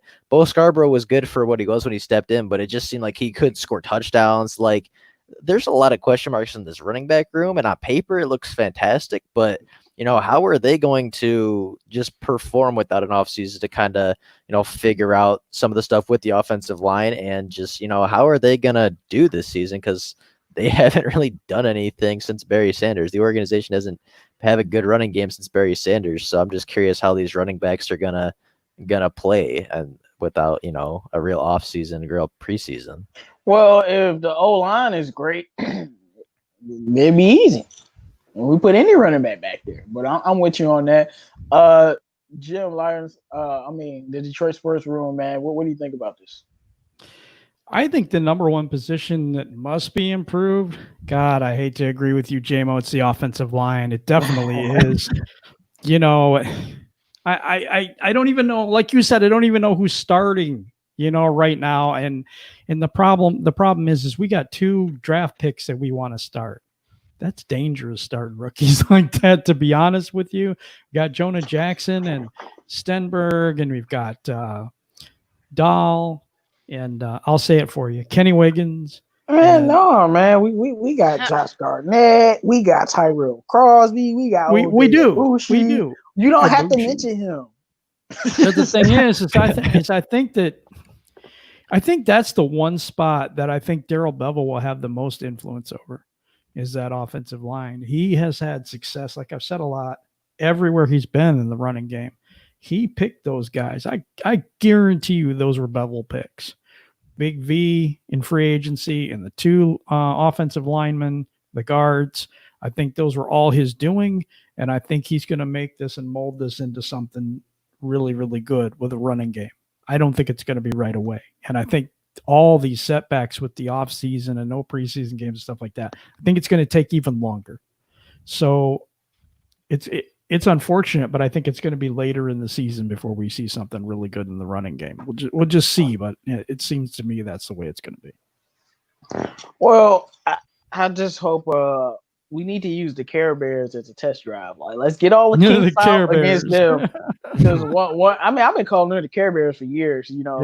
Yeah. So it's nothing personal, but I just feel like once we get all the kinks out, we're going to have a gauntlet before that bye week. I can't believe we got a week 5 bye week, but Arizona, Green Bay, and the Saints, that's going to probably be the toughest or the second toughest stretch of the season. So we're going to have to be prepared. Anybody got anything else on this question before I move on to the next one? Nope. All right, guys. Make sure you guys put your questions in the chat. If you have any questions for us, we will get to those. But this is the last thing that I wanted to talk about because I saw this and it was a little bit concerning, and I kind of didn't agree. But PFF did some rankings and some grades, and it wasn't just them, but they ranked and graded all of the top 5 defensive players from the NFC North last year, and it was 4 Vikings. And there was no Bears and no Lions. The Bears got Khalil Mack, but it was no Bears and no Lions. My thing is, how do you feel about the fact that it was no Lions on this list and there was a lot of Vikings on this list? And what do you think? And do you think that this list even matters in the first place? We're gonna go with you right around. Go ahead. Oh, sorry. Sorry, I jumped in. I think it has no bearing on us whatsoever. Again, the national media is kind of hooked up with Madden, PFF, all this other stuff. I don't know why they do this, but they do it all the time. They always show our players disrespect. They always show other teams more respect than us. And it's been a long time since they've been doing this. So for me, it don't matter. Just like the Madden thing doesn't matter. It's just a bunch of disrespect that when we start winning, we're going to, just cram it down their throat. Hey, man, it is what it is. We're going to have a long list, man. Like, you remember they said LeBron had a long list when he thought he was going to win the finals? We're going to have a long list and we ain't going to choke. Rachel, what do you think about this? Okay, so I heard the question phrased, but missed the very beginning of it because I was trying to make sure my cat was quiet. So this list was of it was what? top five defensive players from the NFC North last year. 4 Vikings, no Bears, no Lions. I think the 5th guy was one of the Smith brothers. Okay. But yeah. I mean, do you guys think that we had one of the top 5 defensive players in the NFC North last year? Like, I think Trey Flowers is better than some guys that they listed for the Vikings. I mean, and I could see that, but like we had Slay last season, and he just had a down year. So I think comparatively, looking at other people's seasons, I mean, our defense was so bad. I guess my answer is I'm not really surprised that none of the Lions were on their, giving up 400 yards a game. No matter, I'm not. I can't disagree with you there. Like, JMO, was the question I'm not saying just we defense? deserve to be on the list, but it's just like some of the players on the list. You're just like if they put, I don't know, let's say they put Tracy Walker on the list, wouldn't you be like, really? And I know we love him, but let's say they put him on the list over other certain players, and like the fact that Khalil Mack isn't on this list is like, I know he had a down year, but come on. You know what I'm saying? I don't care what the stats say. Khalil Mack is always a top 5 defensive player in the NFC North. And if he wasn't on that list, though, Akeem Hicks should have been because he actually had He had a better season than Khalil Mack. Like they almost like swapped, stats from like the year before. So it's definitely surprising to me that neither of them were on there. So I guess I'm going on and I'm like, it's more surprising that there's not Bears on that list. So yeah, I got the list. Like, this number 1, Anthony Harris, the safety. I think he's the safety for the Vikings. Now, Anthony Harris is very good, and he's a guy that I think we'll have to watch out for. He is the safety. No, he's I think he's a good player, but Anthony Harris, Eric Kendricks, Darius Smith, Danielle Hunter, and Harrison Smith. That's why I brought this up. Did y'all just hear the list? Like, only people that I think need to be on this list is Danielle and Jadarius. The rest of them, why are they on this list? But, PFF has a weird grading system. Like, Khalil Mack should be on this list for sure. Like, at least 2 Bears should be on this list. And I would say Slay and Flowers should be on this list, but maybe they're just going by their grades. And if you go by the grade, then it is what it is. But yeah, if they go by their own PFF scores, like Anthony Harris had a 91 grade, but come on, he's not. He was the best player in the NFC North last year, the best defensive player. Anthony Harris isn't even the best safety on his team. Yes, Harrison Smith, who was number 5 on that list. I would take Harrison Smith over Anthony Harris any day. Like he's not even the best on his team. How is he the best in the North? He had the highest confuses me. grade. Yeah, but go Well, ahead, Ryder. Continue. I mean, just to answer your question, who cares? Like everybody disrespects the Lions, and we didn't have a great defense last year. We didn't have a ton of defensive standouts. So I could see the Lions not having it to be on there, but like you said, Khalil Mack's not on there. Like he might be one of the top 5 defensive players in the NFL, let alone the NFC Yeah. North. Like, I mean, I get if they're going off their grading system or whatever, but like if you actually know football and you watch these players play, like you're just that this list isn't good. Yeah, and as I said, man, sometimes PFF is smoking, sometimes they right. So when they say we got the 7th best wide receiving core, they know what they're talking about. And I wasn't. And when they pull out this list, it's by their grading system, and it's very weird. And I'm not saying support what supports our narrative, but I don't care that we're not on the list. That's not my issue. My problem is the list. Right. Like we're not. Yeah, our defense was terrible. Okay, you don't put Darius Slay or Trey Flowers on the list.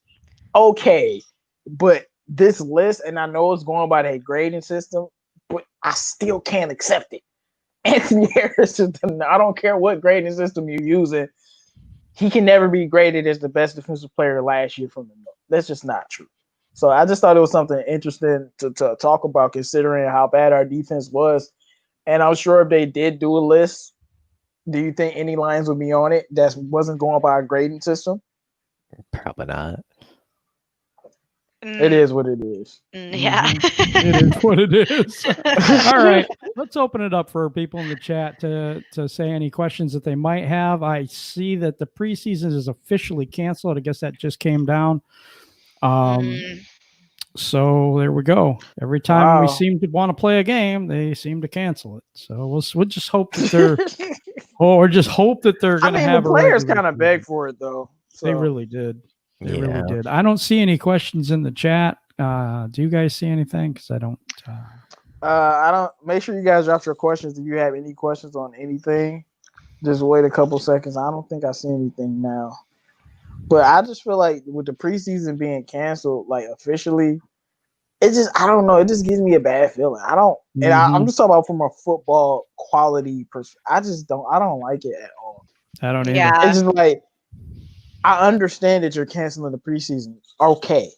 But you have to have some type of alternative where they can play contact football before you start the season, or the caliber of football. Like players going to be getting injured, and the caliber of football just won't be up to par probably the first entire 6 weeks. Like even if it's just joint practices between teams, like you have to give them a chance to go against other competition and play some type of contact. Like you have to. You cancel the preseason. That's what I said. The NBA is giving players a chance to practice. It's almost like they're like, we're not going to give you a chance to practice against other players. Just work with your guys and you'll be all right. But no padded practice. It's only once a week. That's crazy. I don't know how that's going to work. I don't either. The NFL botched the handling of this so poorly. Yeah. I mean, they were put in the most if this was going to happen, they were probably in the most ideal situation because this hit like weeks after the Super Bowl. So they had their whole offseason to figure this out, and they figured out the draft pretty well. Like they did that fairly well, and then like they had all this time and they couldn't figure it out. Like the NBA canceled their season like right before the playoffs, and they figured it out just fine. You're telling me the NFL with all their money and all their resources couldn't figure out a solid plan in however many months? Like that is crazy to me. Here's a question. It says the NFLPA reported there was only 59 players tested positive for COVID and not 95. What do you think about that? I think someone's dyslexic. That's what I think about that. Yeah. No, that means there's only 59, 60 cases. That's not terribly bad, but one case could, man, I'm telling you, there's so many things that could shut this season down. It's just like if you don't have it, how you gonna get it? Put it like that. And if you're professionals, you should be able to find a way. I see we got 33 likes. Make sure you guys like the video. We got a few dislikes. We love all the hate and attention that we get. Thank you guys for watching the video. 58 people watching this video. We appreciate it all. And the next question is, which defensive player helps out Trey Flowers from double teams and compliments Trey Flowers most? The answer is the guy I was hyping up all year because he wasn't there. Deshaun Hand, put some respect on his name. If he's 100% healthy, which is kind of hard to say, he's an absolute beast. I don't think anything Deshaun Hand did his rookie season was a fluke. I think he's a beast. I think it's Danny really Shelton. do. I really do. I think it's Danny Shelton. Danny Shelton is not going to command. Not going to take no pressure off Trey Flowers. Oh, I believe he will. He might clog up the hole. He might get double teams, which helps out. I don't think he gets double teamed as much as Deshaun Hand. But I don't think it's taking. I think if Danny Shelton's there, they're gonna double team Trey Flowers 90% of the time. Deshaun's Hand there, they're gonna worry about because Shelton isn't a pass rusher. So why are you double teaming him if you can't get to the quarterback? He has got a few sacks. Mm-hmm. And not like that. He's not a pass rusher like Deshaun Hand, though. No, I don't disagree with you, but he's going to play that role that like a Snacks Harrison did. And you look at how people improved, the defense improved when Snacks was in there. Yeah, I mean that's improvement, but that's not taking pressure off of Flowers. I think it is. At least that's what I see. I think he will clog up the middle. I think he'll get double teams, and I think other people will be freed up for that. You know, so that's just what I think. Anybody else on this one? Question. What do we got? I know there's one down here. I can't find it now. Let's see. Oh, here we go. If the Lions don't pan out in the next 2 years, should they move on from Stafford? Why do we all want to move on from Stafford? Well, you gotta forgive Bravo. Bravo is a new football fan. He's like a baby. It's like a young baby. He only been watching us for 2 years. Like he's been scarred by Matt Patricia, so he don't know what a winning Lion football team look like. So like he brought up us getting Kyler Murray. Like I'm like, what? Yeah, so you just gotta forgive Bravo. It's okay, Bravo. like he just said he wants Kyler Murray like over Stafford. In what world? I would never take Kyler Murray over Stafford. And I love Kyler Murray. I was very high on Kyler Murray. I was the only one who believed in Kyler Murray and said he was going to be a beast. So the answer to the coronavirus thing, it's possible if we reacquire Eric Ebron because he can't catch anything. Look, if the Lions don't pan out next 2 years, they should not move on from Stafford. They should move on from whoever is around Stafford and give him a better team. Yeah. If not, Stafford requests a trade and go win somewhere else and then shit on us like Eric Ebron. And it's because all Lions say, but you never won here. And I would love for Stafford to be like, I never won because of y'all. Like he just be like, look at all my stats. He like it's just hilarious, man. Like I kind of believe I can't believe that half of our wins. Bravo, I'm gonna be nice. We were 0-8 last year without Stafford. So if you believe that we'll be good once we move on from Stafford, oh boy. Yeah, and I was just about to say, like, we 0-8, and Stafford has literally won 49% of our games on game-winning drives. How do you win half the games on game-winning drive? Like, no quarterback. You got to be behind. Like, that's just crazy, man. That's just crazy. No, not a Lions fan, but we not going to debate over the Flowers, Deshaun Hand. I mean, the Deshaun Hand, Danny Shelton thing. That's just something that will steep. That's just something. Should the Lions get a new assistant coach for Patricia? They did. You see, that's how you know. Corey Underlin. Yeah, his name is Corey Underlin, and Bravo, he isn't calling the assistant. He called it a defensive coordinator. But I think he's a much better choice. And I know people don't think he's going to get much run, but I think it's going to be 70-30. And I think with Pascaloni, it was like 100% Patricia all the time. I think Corey Underlin is going to get a chance. Like otherwise, I feel like he would just brought in another scrub guy. You know what I just say, Bravo, we love you, man, but no, we love Stafford too. So, Willie McGinnis said he's learning. Willie McGinnis said Matt Patricia knows how to win and encourages patience. Should we be patient? That's what Dick Vermeil said. The same thing. And what did I say? What did I say earlier?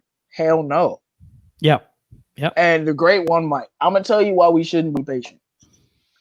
Matt Patricia was brought here to take a 9-17 to the playoffs. He wasn't brought here for us to be patient and wait on him. Now, if you told me if Quinn was like something's just not right, we need to go in a different direction. I'm gonna bring in this guy so we can build something. It might take a while. Bear with us. I know Stafford's in the prime, but we're gonna have to do it. I would have been pissed, but I would have been on board. You see what I'm saying? And it's not just because he said it, it's because getting rid of Caldwell literally insinuates you getting rid of Caldwell to elevate. You get rid of Jason Garrett to elevate. Even if he didn't say 9-7 wasn't good enough, the only reason you get rid of Caldwell is to elevate, not to rebuild. You don't rebuild off of a 9-7 team, as Luke said.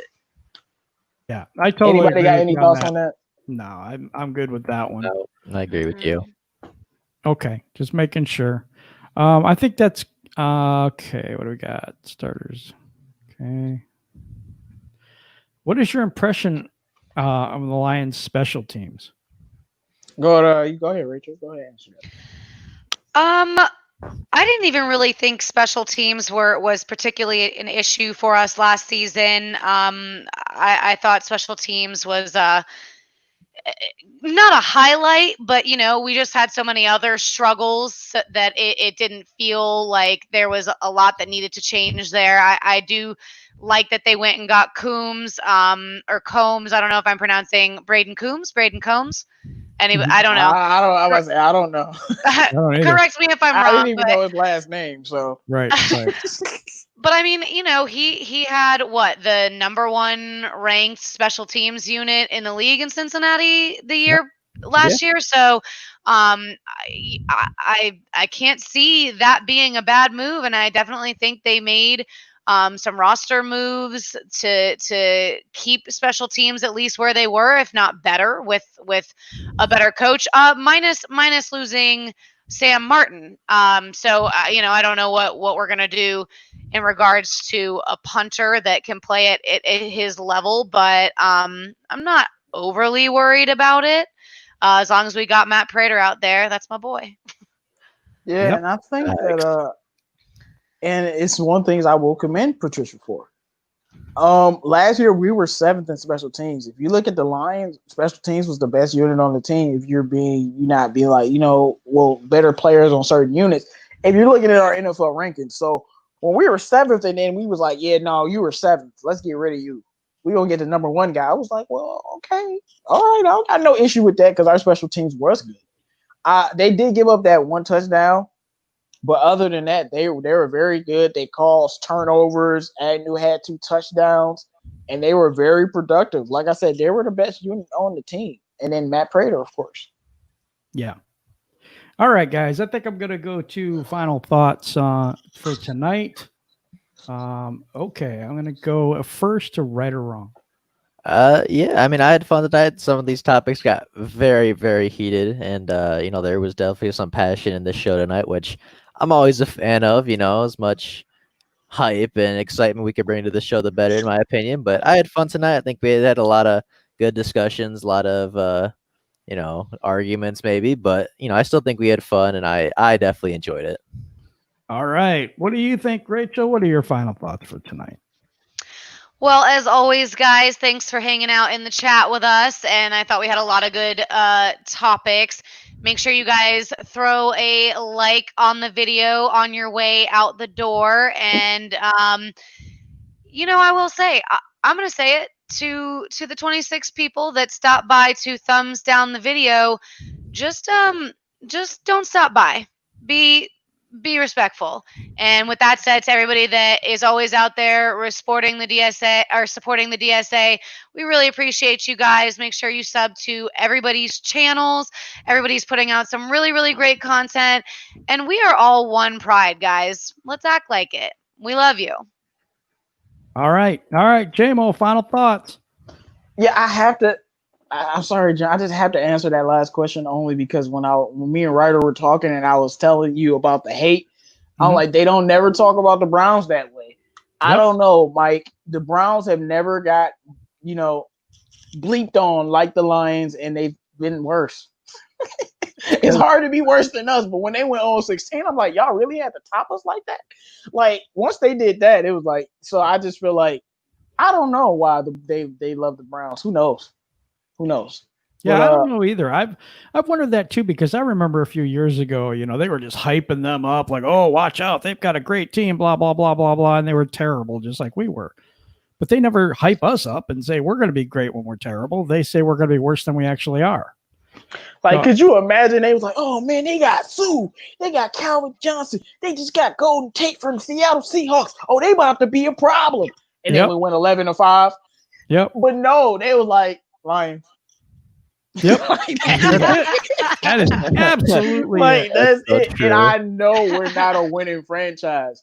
But right. I always say this. I don't ask for respect. I ask to not be disrespected. It's a big difference. And that's what teams do. Like, you don't have to respect us at all. Cool. But you don't have to disrespect us for no reason. You know what I'm saying?